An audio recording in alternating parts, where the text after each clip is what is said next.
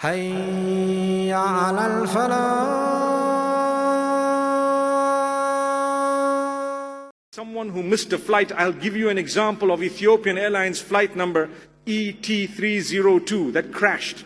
There were two people who didn't make the plane. One of them had a boarding pass, and he got to the gate a moment after the flight had closed. After the gate had closed, he tackled them. He desperately wanted to get there. I have a policy. Because we're at peace, if we missed it, we'll smile. Alhamdulillah. Alhamdulillah. Notice I said Alhamdulillah 2 times. When something happened my way, I say Alhamdulillah. When it did not happen my way, I say Alhamdulillah twice. That means praise be to Allah. All praise is due to Allah. Why twice? Because now He has chosen for me something far better than I think was good for me.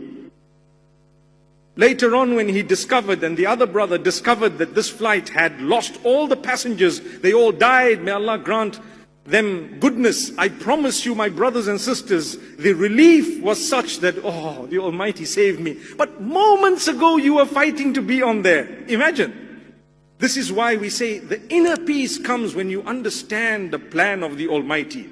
You made a little accident, you come out of the car and start yelling at the sister or the brother who might have bumped into you, or you may have bumped into, without realizing, calm down, relax. Perhaps the Almighty didn't want you to get into a crash further up, which could have broken your limbs, and you didn't know, and you will never know.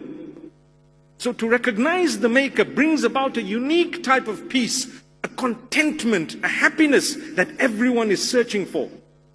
When you're ill and sick, for example, people become frustrated. How long am I going to suffer? I promise you, suffering never lasts. The maximum is to the point of the worldly death, beyond which there is no suffering thereafter. Even the Prophet ﷺ has taught us that beyond that point of death, there will not be any suffering.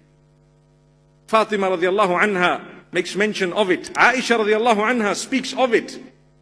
There will not be any hurt or harm after this day. The day of what? The day of death.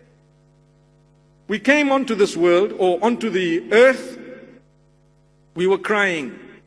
I think you perhaps would know that we were crying. If we weren't crying, the nurse spanked us a little bit to say, let's make sure that the lungs are all inflated properly and this child is normal. And then we started crying. The louder the cry, the happier they were. The redder your face became, the happier they were. Why?